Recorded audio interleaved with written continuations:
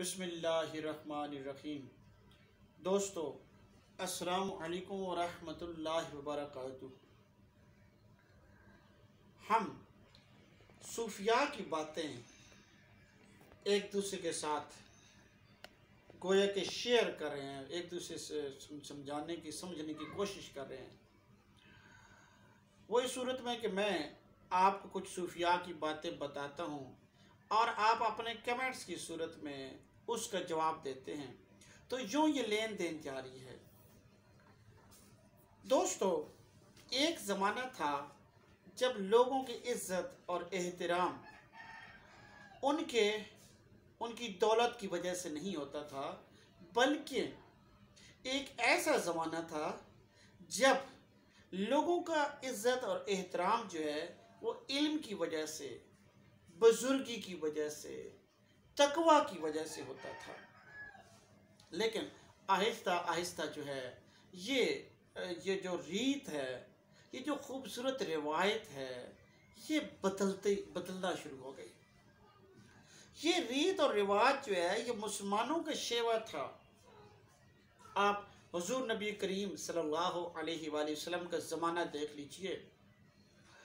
आप सहाबा कराम, ताबीन और तबा ताबीन का ज़माना देखिए, या फिर जो बुजुर्गों की महफिल के अंदर लोग बैठते रहे हैं उनको देखिए, तो आपको पता चलेगा कि इंसानों की जो इज्जत थी, इंसानों की जो कदर थी, वो उनकी दौलत की वजह से नहीं थी, वो उनके ओहदे, कुव्वत या दौलत या शोहरत की वजह से नहीं थी, बल्कि इंसानों का एहतराम बतौर इंसान था, अखलाक की वजह से था, मोहब्बत की वजह से था, प्यार की वजह से इंसानों के साथ मोहब्बत की जाती थी।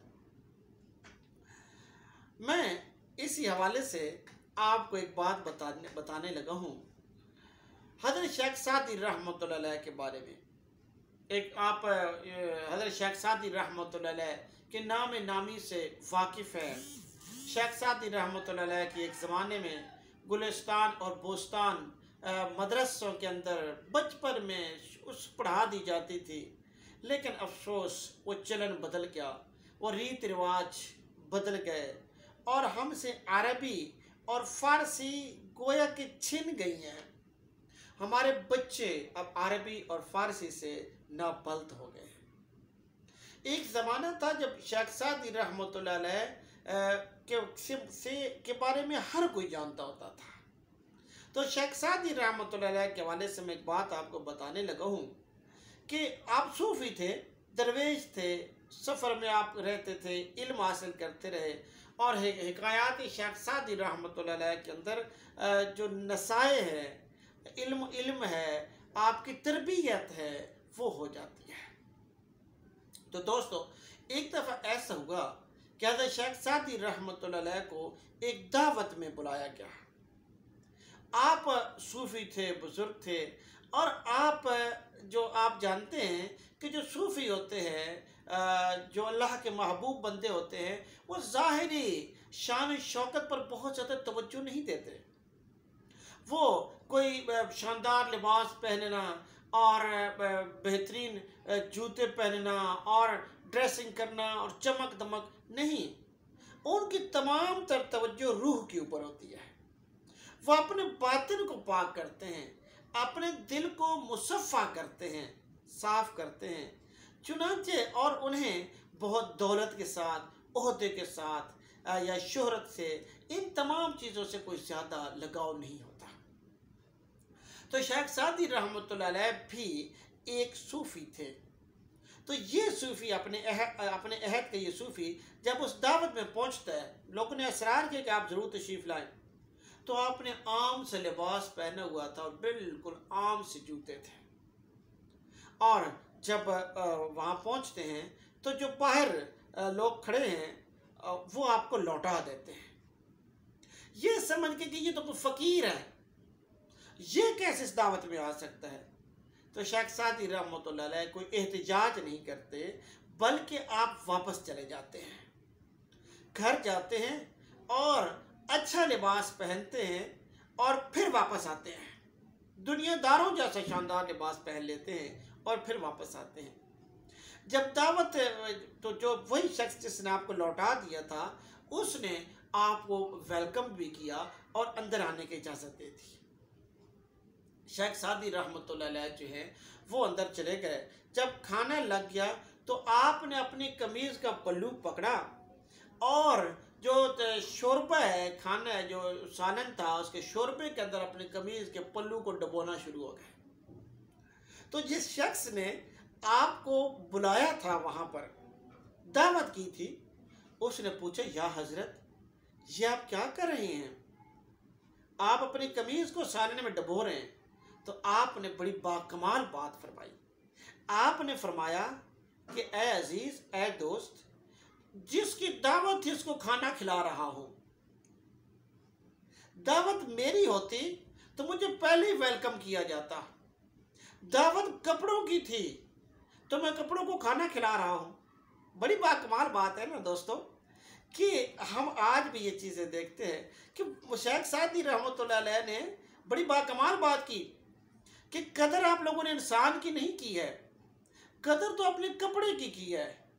आज तो जिसकी कदर की है, जिसकी गोया कि मेरी दावत नहीं थी, लिबास की दावत थी, तो लिबास को मैं खाना खिला रहा हूँ। अजीज़ दोस्तों, ये सूफियों की बातें हैं और आप इससे मुतरश्श कीजिए, आप इससे समझिए कि हमें इंसान बताना क्या चाहते थे, पैगाम क्या देना चाहते थे। ये भी मुमकिन था कि जब उन्हें लौटा दिया गया तो वापस भी ना आते, लेकिन वो सूफी थे और वो अपने दिल को तो मुसफ़्फ़ा रखते ही थे। वो इंसानों को के काम भी आना चाहते थे और इंसानों को पैगाम देना चाहते थे। वो पैगाम क्या था कि इंसान की कदर करो, इंसान की कदर करो उसके लिबास की वजह से, या उसके ओहदे की वजह से, या उसकी ताकत की वजह से, दौलत की वजह से, गाड़ियों और महल्लात की वजह से उसकी इज्जत ना करो। क्योंकि इस्लाम के अंदर तकवा बुनियाद है इज्जत और एहतराम की। किसी की से मोहब्बत करना चाहते हैं तो उसकी बुनियाद तकवा होनी चाहिए। और शेख सादी रहमत, आप उसकी बुजुर्गी होनी चाहिए, इल्म होना चाहिए। तो शेख सादी तो आलिम भी थे, सूफी भी थे, बुजुर्ग भी थे, तो उनकी इज्जत नहीं की गई बल्कि लिबास की गई। ये बात जो है एक सूफी इस तरह की पैगाम दे सकता है। दोस्तों, ये मैं आपको बुनियादी तौर पर शेख सादी का किस्सा इसलिए सुना रहा था कि इंसानों से मोहब्बत कीजिए, इंसानों के साथ प्यार कीजिए। मजहब नफरत नहीं सिखाता, लेकिन ये जो आज का दौर है, जिसका सरमायादाराना दौर, इसमें हमने इंसानों को तकसीम कर दिया है और इसके अंदर मसालिक बन गए हैं, मज़ाहिब की तकसीम हो गई है और दौलत ने बहुत बड़ी तकसीम पैदा कर दी है। तो हमारे यहाँ इस्लाम के अंदर, मुसलमानों के अंदर और बिलखुसूस मुसलमान सूफिया के यहाँ ये तफरीक नहीं थी।